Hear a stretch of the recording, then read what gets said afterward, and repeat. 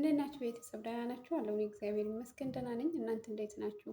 እና የሆነ ነገር ልነግራችሁ ነበረ ማለት ነው። እና ለምንድን ነው እኛ ለምሳሌ ወይ ሀበሻዎቹ ወይም ብቻ የሌለን ሰዎች እንበልና ለምንድን ነው አልጋ ላይ መተኛት የምንፈልገው? ለምንድን ነው ደግሞ አረቦቹ ደግሞ መሬት ላይ መተኛት የሚፈልጉት? የእኛ ሰዎች ብቻ ናቸው ወይስ የእናንተም ከአንዳንድ ቤት ያላችሁ ሰዎች ናቸው? እና የሚገርመው ነገር ማለት ነው በእውነቱ ከሆነ የኛ ሰዎች ማለት ነው ቤት አደሱ። በፊት ነበራቸው ቤት የሆነ ቤት ማለት ነው እና ያው ጠባብ ነው።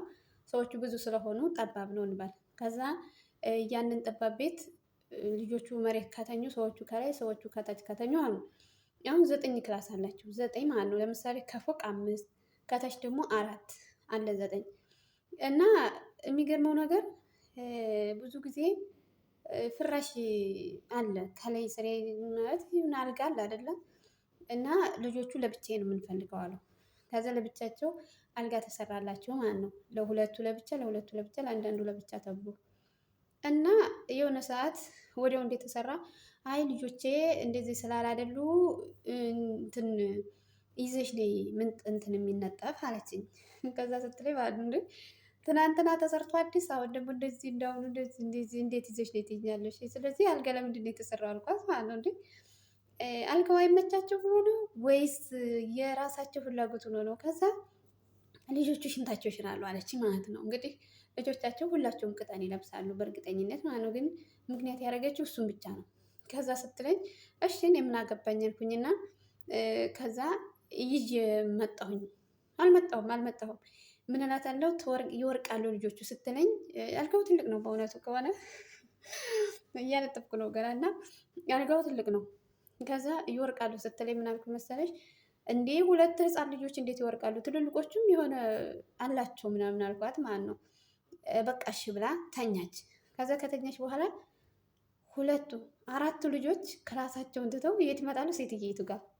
እኔ ግርም የሚለኝ ነገር ማለት ነው እኛ መሬት አንተኛም እያልን ማለት ነው እሪ እንላለን። የሆነ ፍራሽ ኖረን ግን መሬት ላይ መተኛት በጣም ይከብደናል።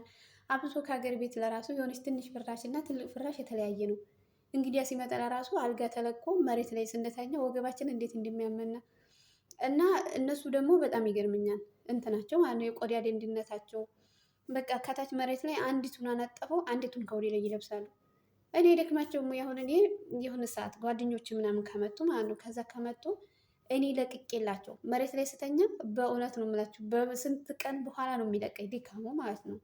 እና በጣም ይደክመኛል። በጣም ነው የሚደክመኝ። ጎንና ጎን ያመኛል። እና ከዛ ልጆች ምን ያደርጋሉ መሰላችሁ? ፍራሹን የአልጋ ልብሱ አለ አይደለ? እሱ ስስ አይደለም እንደኛ ሀገር ለምሳሌ እንትን የዚህ የፍራሹ 2 ያለው ተክያ የሚለብሰው ማለት ነው እሱ አለና እሱን ይደለድላሉ ከላይ ማለት ነው የሚደረድሩት ፍራሹ ላይ እንትን አልጋው ላይ እኩል እንዲሆንባቸው ነው መሰለኝ። እና ከዚህ ያንን ማንሳቱ ልነግራቸው አልችልም። በጣም ይደክማል። እና ሁልጊዜ ይገርመኛል። ለምንድን ነው እነሱ ለራሱ አልጋ የማይወዱት እኛ አልጋ የምንወደው ፍራሽ የማይወዱ ስላለሁኝ ነው። ሁሉም ነገር ደግሞ እንዲቆሽሽ ይፈልጋሉ። ሁሉም ክላስ፣ ሁሉም ቤት ማን ሁሉም የተዘጋው አይቀር የተከፈተው አይቀር ምኑ አይቀር በጣም ይገርመኛል። ሁሉ ነገር እንትን ይለኛል። እና አንዳንድ ጊዜ ሀብታምነታቸው ነው እንደዚህ የሚያዘባንናቸው ወይስ ምናቸው ነው እላለሁ። አሁን ለምሳሌ እሺ ብለናል 1 ክላስ 2 ክላስ አይያዝ ያን ክላስ ላዚም ልጆቹ ወይ ብጣጣ ችፕስ ነገር በልተው ያቆሸሹታል ወይም የሆነ ነገር አድርገው እንትን ይሉታል። እና ሀብታምነት መሆን እንደዚህ ያሳሳን እንዴ እላለሁ። እና ሰውየው ታች ልጁ 1 ክላስ የሆነ ምግብ የሚበሉት 1 ክላስ እንግዲያ ሲመጣ 1 ክላስ ልጆቹ ለየብቻቸው 1 ክላስ አለ ማለት ነው። እና ሰውየው ሴትይት ካልተኛም ብሎ መሬት ነው ታች ካለው የሚተኘው መሬት አንጥፎ፣ ልጁም ደግሞ ላይ አልተኛም ብሎ ታች ብሎ የሆነ ምግብ የሚበሉት እንደዛ። እና ሁሉም ነገር እንትን ሲል የሆነ ሀብታም የሆነ የሚያገኝ ሰው ማለት ነው። የሚገርማችሁ ነገር የሆነ ሰውየው ማለት ነው መሬት አንዱን ክላስ ለቀቀ፣ ታችተኛ። ከዛ ደግሞ ምን አደረገ መሰላችሁ? ግቢ አለ። ግቢው ጨፌ ነው አሳይቻችኋለሁ። ከዛ ተኝቶ ደግሞ ኬም አለ ደግሞ የሆነ ብርድ ሰዓት ሲሆን የሚቀመጡ እዛ ተኛ። እና የሆነ ቦታ ቀይር ያደርጋል። የሚገርመው ነገር የድሃ እንቅልፍ በጣም ደስ ይላል። የሀብታም እንቅልፍ ግን ከባድ ነው ይባላል። ይሄ የሚሆነው ደግሞ ሀገራችን ነው። ምክንያቱም ሀገራችን ስላችሁ ሌባ ስለሚበዛ ሀብታም በቃ ሁልጊዜ ተሳቆ ነው። ድሃ ግን መልካም እንቅልፍ ይተኛል የሚባለው ምክንያቱም እሱ ስለሌለው በቃ መልካም እንቅልፍ ይተኛል። ምክንያቱም ይሄ ይመታኛል፣ ይሄ ያጣኝ፣ ይሄ ምናምን ስለማይል ማለት ነው የድሃ እንቅልፍ እና የድሃ እንቅልፍ መልካም ነው ይባላል። አንድ ሰው ነበር አሉ እና ዘበኛው በጣም እንቅልፍ ይወስደዋል። እሱ ግን እንግዲህ ዘበኛ ቀጥረዋን ግን ሁልጊዜ አይተኛም እና የዘበኛው ሰላም ለሀብታሙ ሰውዬ ናፈቀው እና እስኪ ልቀይርህ አንድ ቀን አለው ይባላል። እንግዲህ ስራት ይሆን እውነት ይሆን አላውቅም፣ ግን እውነት ይሆናል ብቻ እና ቀይረው አሉ።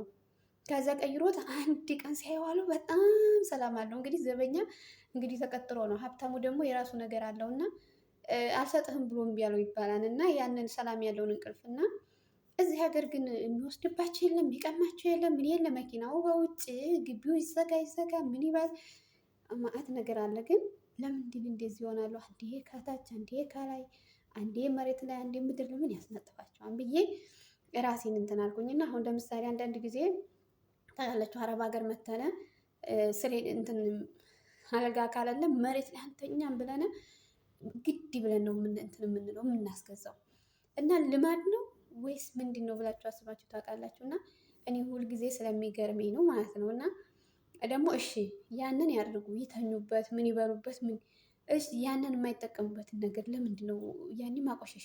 ያኔ በቃ ዝም ብሎ ከተዘጋ ተዘጋ ከሆነ ሀሪፍ ይሆን ነበረ። ግን እነሱ ሁሉንም ማቆሸሽ ይፈልጋሉ፣ ሁሉንም ማድረግ ይፈልጋሉ። እና ሁልጊዜ እንትን ጥያቄ ስለሆነ ነው። እና አሁን እኔ እያችሁት አሁን እነዚህን መሬት ላይ አንጥፈዋል።